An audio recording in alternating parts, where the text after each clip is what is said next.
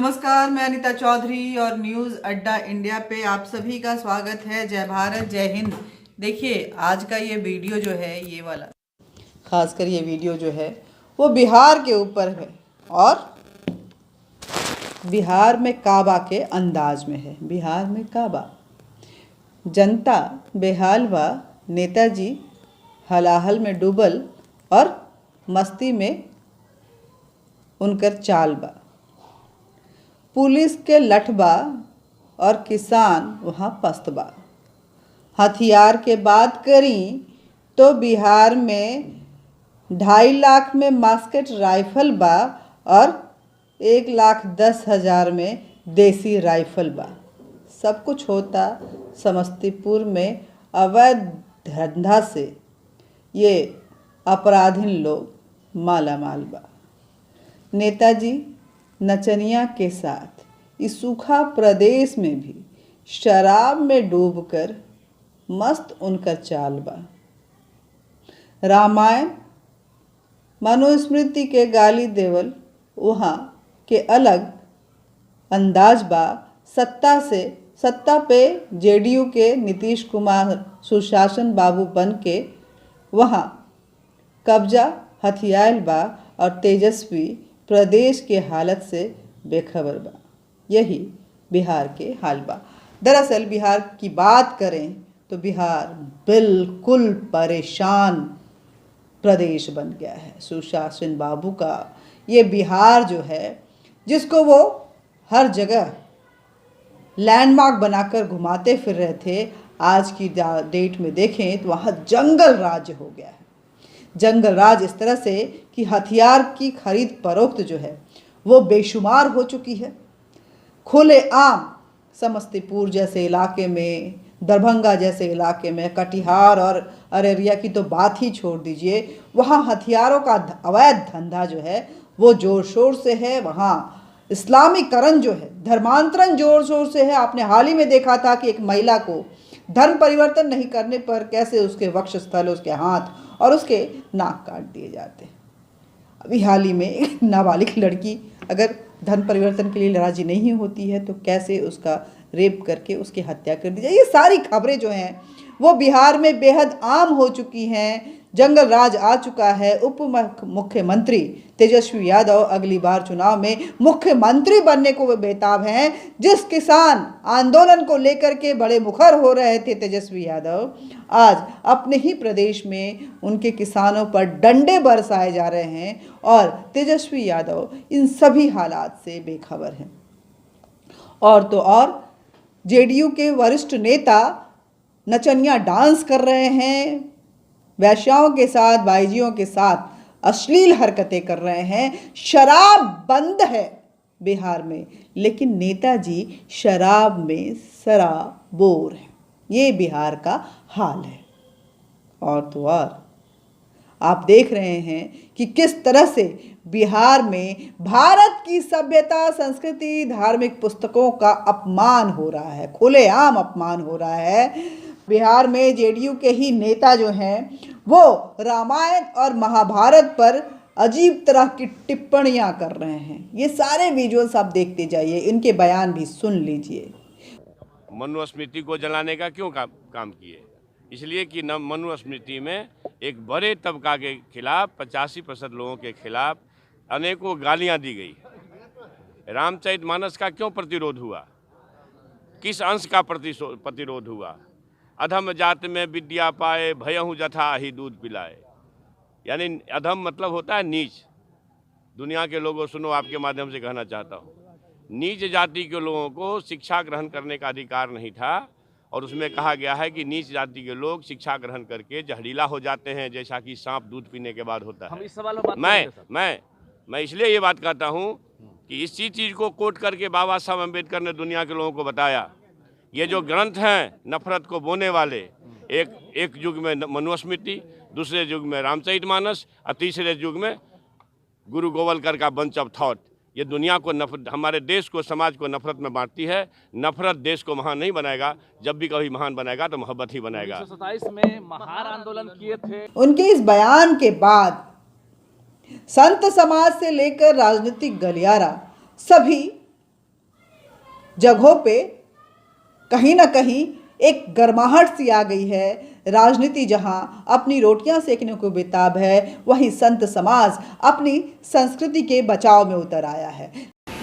बिहार के शिक्षा मंत्री चंद्रशेखर जी ने जो बयान दिया है रामचरितमानस पे कि नफ़रत फैलाने वाला है, ये अत्यंत घृणास्पद और नफ़रत फैलाने वाला बयान है और बहुत ही निंदनीय है शिक्षा मंत्री का बयान। और इसे ये पता चलता है कि जिस प्रकार से बिहार के मंत्री कभी भगवान राम पे टिप्पणी करते हैं, कभी अब रामचरितमानस पे कर दिया। अब स्पष्ट हो गया कि जैसे जैसे भगवान राम मंदिर अयोध्या का बन रहा है, वैसे वैसे ये जो रावण और एक खर दूषण के जो डीएनए वाले लोग हैं, उनके पेट में दर्द हो रहा है। तो घबराने की कोई बात नहीं। जैसे ही भव्य राम मंदिर बन जाएगा और 1 जनवरी 2024 को जब उद्घाटन होगा, शिखर पे ध्वज लग जाएगा, उसी प्रकार से इन सबके जो खर दूषण और रावण के जो डीएनए वाले लोग हैं, उनके अंदर से ये नकारात्मकता खत्म हो जाएगी और वो भी भगवान राम का गुणगान करने लगेंगे। बस समय का इंतजार है। और मेरा निवेदन है कि अभी भी समय है, चेत जाए और अभी भी अपने गलतियों की माफ़ी मांग ले, क्षमा मांग ले और भगवान श्री राम के चरणों में आए। रामचरितमानस जो लिखा है उसमें है ना कि जहाँ जप यज्ञ योग मुनि करहीं, तह मारिच सुबाहु डरहीं, देखत यज्ञ निशाचर धावहीं, करहीं उपद्रव मुनि दुख पावहीं। यानी जब जब विश्वामित्र मुनि यज्ञ अनुष्ठान करते थे तो असुर आकर के विघ्न डालने का काम करते थे। तो कौन करता था विघ्न? कौन विघ्न डालता था? असुर डालते थे।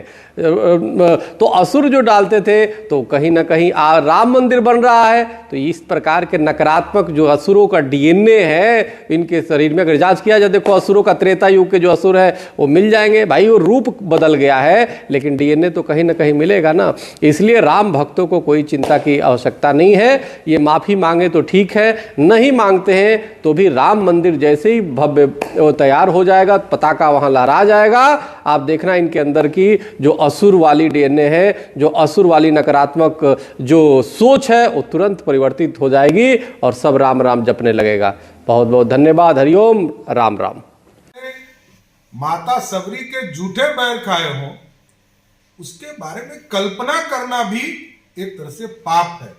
तो राष्ट्रीय जनता दल के लोगों का लग रहा है कि मानसिक स्थिति गड़बड़ा गई है। मानसिक स्थिति गड़बड़ा गई है तो लालू जी से आग्रह करेंगे कि आपने तो 32 साल तक यहाँ जातीय उन्माद और सांप्रदायिक के मामले को बढ़ाने का काम किया है।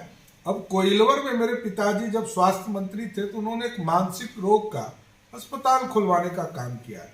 हम आग्रह करेंगे लालू जी से कि आपके जो शिक्षा मंत्री हैं कुछ दिन तक वहां जाकर इलाज करवाने की जरूरत है। जरूरत पड़े तो सम्राट चौधरी अपने जेब से भी पैसा देकर उनका इलाज कराएगा। लेकिन जेडीयू के नेता अपनी जिद पर अड़े हुए हैं।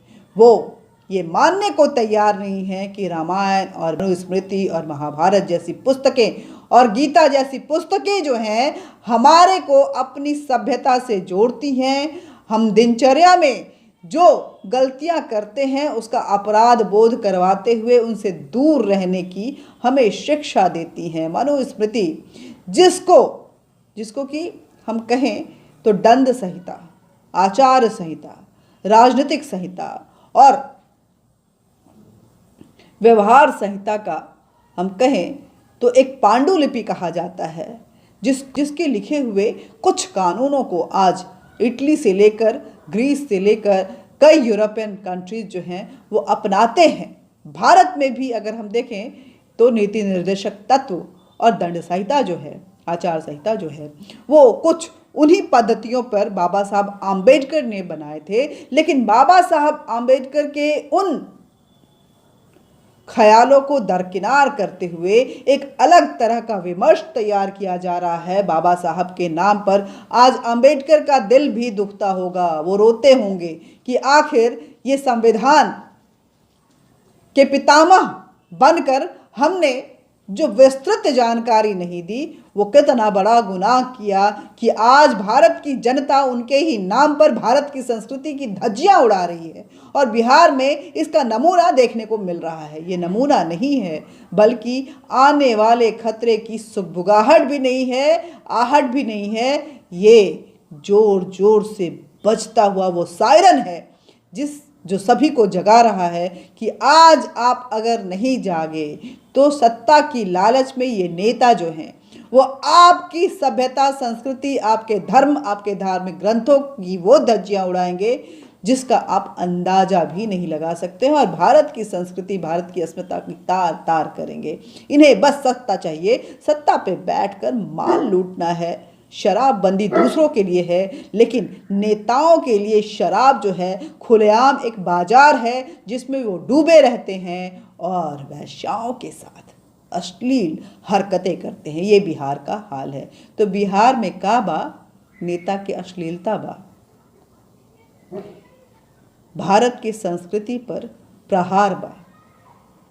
उप मुख्यमंत्री प्रदेश के हाल से बेखबर बा और मुख्यमंत्री की निद्रा कुंभकर्ण वाला हाल बा। ये बिहार के हाल बा। जय हिंद, जय भारत। बिहार को बचाना है, बिहार की स्मृति को बचाना है, चाणक्य की नगरी बिहार को बचाना है, सीता, माता सीता की वो धर्म नगरी बिहार को बचाना है। बिहार, अशोक की पहचान बिहार को बचाना है और महात्मा बुद्ध की बौद्धिक नगरी बिहार को बचाना है। और बिहार को अगर बचाना है तो ऐसे नेताओं को सत्ता से दूर भगाना है। जय हिंद, जय भारत। वीडियो को ज़्यादा से ज़्यादा शेयर कीजिएगा, लाइक कीजिएगा, सब्सक्राइब कर दीजिएगा, बेल बटन दबा दीजिएगा, नोटिफिकेशन अब तक पहुँचेगा। बार बार मैं बोलती हूँ, आप मेरे इस आवाज़ को अनुरोध समझिए और न्यूज़ अड्डा इंडिया को ज़्यादा से ज़्यादा सब्सक्राइब कीजिए। जय हिंद, जय भारत।